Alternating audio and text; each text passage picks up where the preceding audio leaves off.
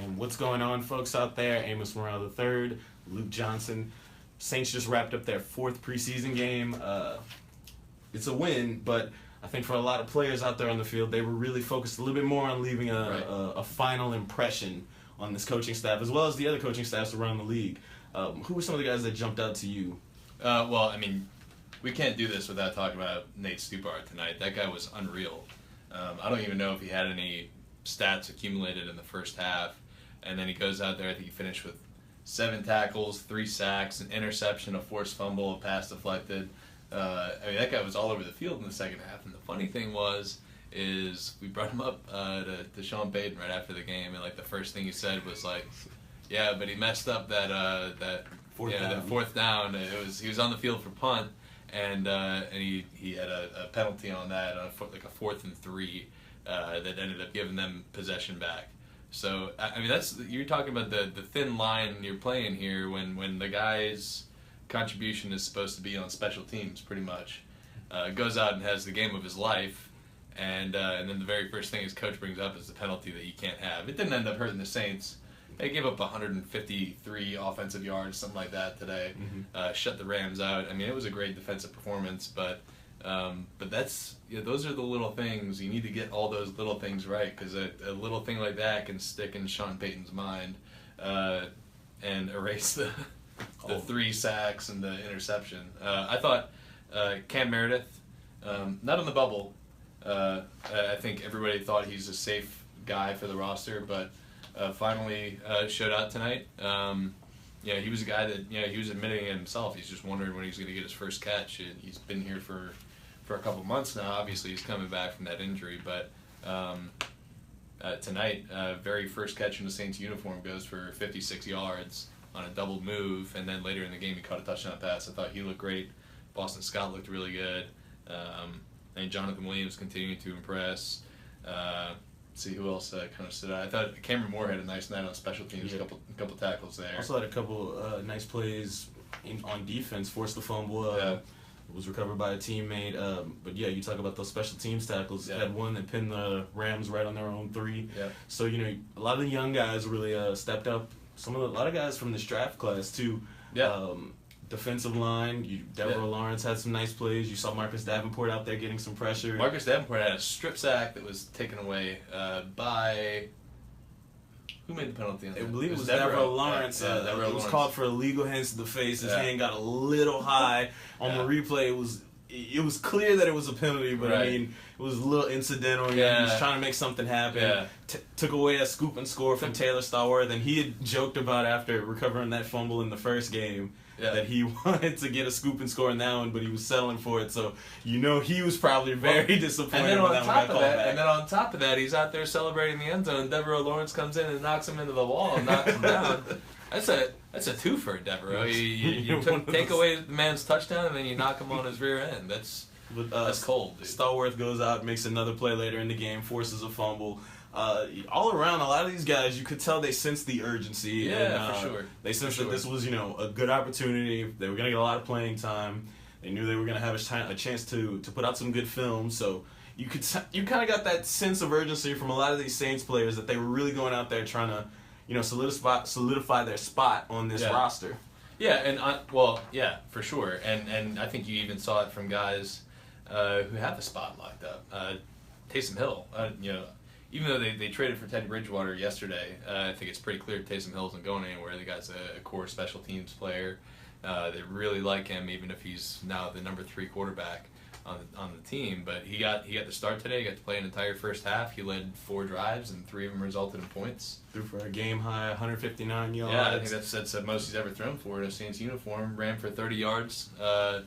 He converted a 4th down with his legs. I thought tonight was maybe the best he's looked in a Saints. He looked really good last week, but tonight I thought he was really sharp. He had that big long pass. We haven't seen him really go downfield like that yet. I thought he was sharp. I thought he was great. Definitely aired it out. One guy I was surprised we didn't see get out there was Tom Savage.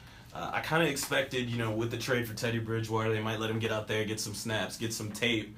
I guess the writing's on the wall that Savage is probably not going to survive the cuts tomorrow, so I assume they would let him get some tape.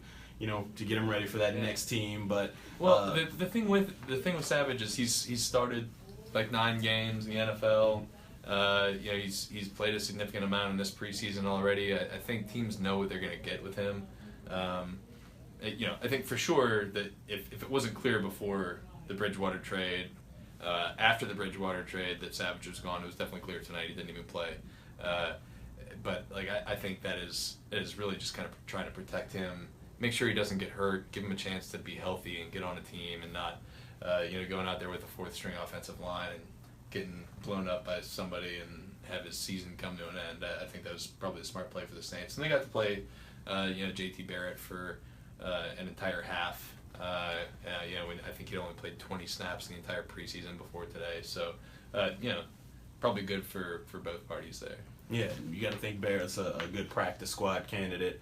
Obviously, they liked him enough to sign him instead of bringing him in on a tryout. And he's done some good things during the preseason. We've seen him make some nice throws. We've seen him seem to grasp the offense well. So you got to think that he appreciated the opportunity to put some more tape out there. For sure. And then obviously you touched on Bridgewater. We actually got a chance to talk to him tonight following the game. Got to ask Sean Payton several questions about how the whole deal went down. Like the entire press conference is basically it turned into a Bridgewater press conference, and he talked about all the things he liked about Bridgewater. His football IQ, his physical attributes, his accuracy with his arm. He talked about how he really thought that Bridgewater was a good fit for what they do here, and that he could help the team. Wouldn't go into exactly how or when he saw him helping the team, but you could tell he's excited to have Teddy in the locker room now. And I thought the most interesting thing about what he was saying about Teddy tonight was that they didn't really kick the tires on him per se in March when he was in free agency, but they did the research on him, and really I think from what it sounded like tonight with Sean was that they wanted to see how he was going to react from that really devastating knee injury he suffered in Minnesota that basically ended his Minnesota career. And they saw him play in the preseason with the Jets. He looked fantastic. He looked every bit the part of the first-round pick that he was in 2014. And he's still a guy. He's still young. He's younger than Devereaux Lawrence, which is kind of crazy to think about. The guy's been in the league for 4 years, and he's younger than Devereaux Lawrence, who's playing in his first NFL preseason. He's I think 4 years younger than Tom Savage. I think he's a couple years younger than Taysom Hill. Obviously, BYU, he's going on the Mormon missions and stuff, but he's only like a year or two older than JT Barrett. He's a young quarterback, a lot of potential. But they wanted to wait and see what he did coming off that injury before they made a move for him. And nobody knows what they're planning on doing. And if somebody does know, it's Sean Payton. And if it's Sean Payton, he's not going to tell us what he's thinking about. With the kind of machinations behind that. What they're thinking about Drew Brees and whether they're going to be able to get him long term. They're not going to say that to us yet. You guys never even practiced in a Saints uniform, but.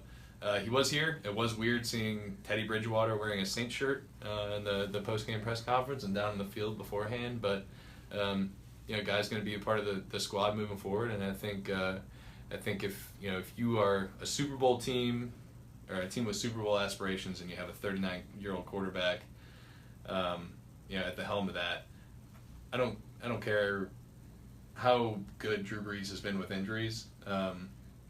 He's only missed 2 games his entire New Orleans career, but he's 39 years old, and if you're pinning all your hopes to that and hoping he stays healthy, I think it's you have to have a viable backup. I don't know if a 3rd-round pick is too high to pay for a guy who's only going to be here 1 year maybe, but like if Drew Brees does get hurt, it's going to be really nice having Teddy Bridgewater turn to for a team that really thinks it has a legitimate chance to win a Super Bowl this year. And a guy that, before that injury was a playoff caliber Yeah, quarterback. yeah. So, it's a guy that if, you are able to secure him and lock him up for a couple years after this season, he has that potential to be that next starter for the Saints.